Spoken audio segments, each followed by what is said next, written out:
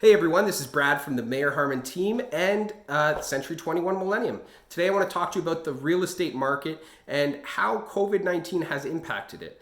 Up to this point, the real estate market has been relatively strong. For instance, last month we saw March have a tremendous start with the first 2 weeks up until the state of emergency was called, and the state of emergency then changed quite a bit, and we saw the last 2 weeks of March have a significant drop in overall sales. And going into April, the month of April, we saw a 69% drop in overall sales in the GTA market. That is substantial. And of course, that is directly correlated with the fact that we have to stay home and social distancing was a major factor.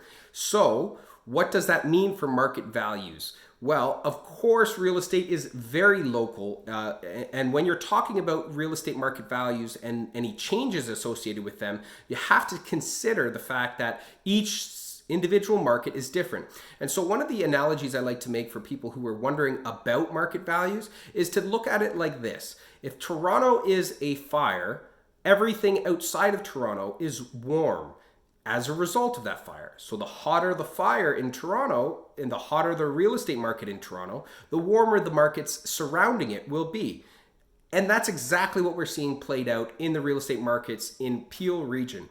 And others as well. So we'll start off looking at Mississauga, because Mississauga is relatively close, and when it comes to the west end of the GTA, Mississauga saw a 6.4% drop in the average sales price, which was when you're comparing it from March to April. That's pretty significant. When we look at it from a year-over-year perspective, it's about a 7.2% increase in market value. So it hasn't quite erased the entire gains that we've seen over the last year, but certainly it's dampened it because the projections that we had for real estate in Mississauga were quite a bit higher than that, especially coming into this year before COVID-19 happened. When we look into the Brampton real estate market, it actually mirrors that of Mississauga, having had a 6.4% drop in real estate values month over month from March to April 2020. And year over year, so April 2019 to April 2020, we saw a 7.2% increase. So again, Brampton and Mississauga seem to be very much similar as it relates to the impact of COVID-19. Now, as I mentioned earlier, the Toronto market tends to be the main real estate market that will impact the amount of activity and the rate of market value increase for the remaining markets outside of the GTA. And as you get further away from that Toronto market, you will see a kind of a larger impact on real estate values. So as we look at the Orangeville real estate or Dufferin County real estate market, we saw a dramatic difference in the average sales price drop. So month over month, from March to April 2020, the Orangeville real estate market saw a 13% decline. That is tremendous, and that's huge. So in this instance, the average sale price in the Dufferin County was $615,000 in March. It dropped to $540,000 in April. That's huge.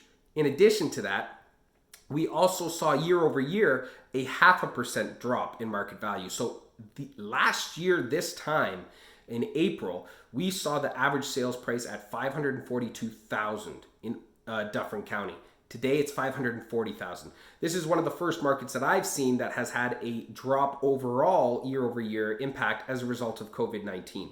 Again, this is probably true as it relates to the other properties or other towns and cities outside of the GTA, dependent upon their employment base and so forth. And Orangeville is largely a commuter city, so it has a lot of impact when it comes to seeing market values in the closer cities decline. People will tend to want to travel less because they can perhaps afford more down there. But also we're seeing a drop in decline because of the uncertainty as it relates to job losses and so forth. Now, when it comes to the overall market trends, we really want to take a look at not just the average sales price, but also the months of the inventory, because months of inventory is a calculation that's designed to determine how hot a market really is and at what side of the market is most benefiting. So for instance, a seller's market is defined more as a marketplace that has less than 5 months of inventory. That means of the active new listings that come on the market, and divided by the number of active or sold properties in that given month.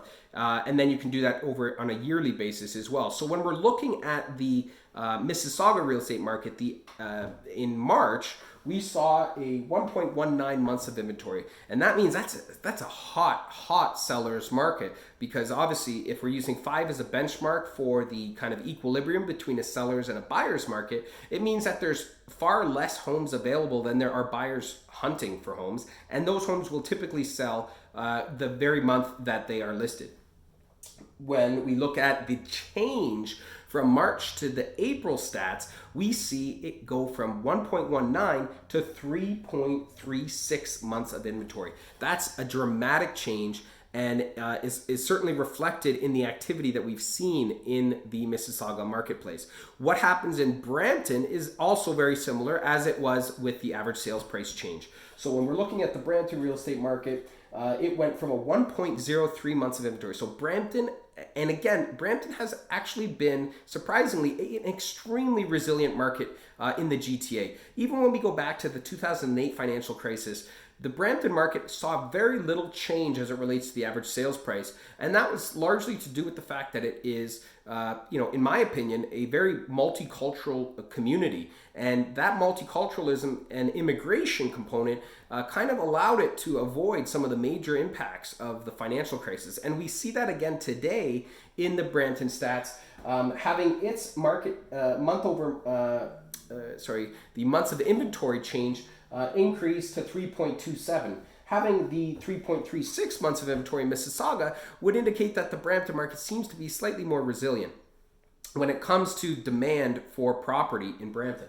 Now, again, as you get further away from Toronto, you'll find that the market value changes and the impact of a situation like this are quite a bit larger. So, earlier we talked about the Orangeville average real estate price dropping 13% over a month's time span. The actual months of inventory went from 1.06 months of inventory in March all the way up to 4.4 months of inventory. That is huge. That means it is almost a buyer's market in Orangeville. So don't get me wrong, these stats are individual points on an overall chart, and we will have to see how this trend continues throughout the rest of this COVID-19 situation and the rest of this year to determine exactly what impact this will have, because averages don't necessarily correlate to actual outcomes for every single market. And again, there are micro markets inside of city markets, so don't construe this as a street by street change that can be applied as a rule, because it certainly cannot. Now, moving on from months of inventory and these specific market indicators, one of the really impacted segments of real estate is commercial, because of the impacts when it comes to business activity. And certainly, there has been some projections that that certain restaurants and service industries may actually see upwards of 1 in 3 closures. That is a massive change.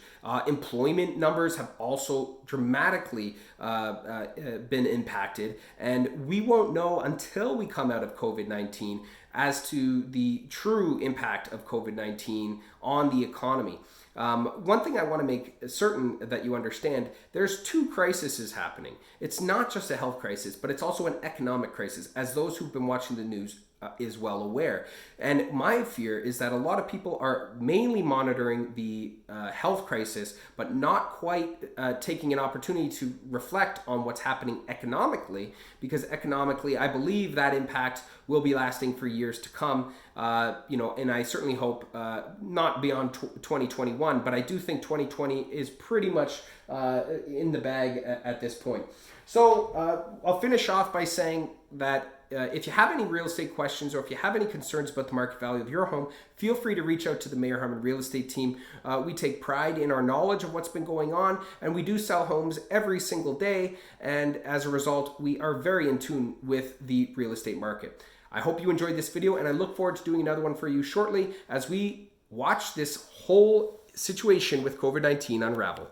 Bye for now.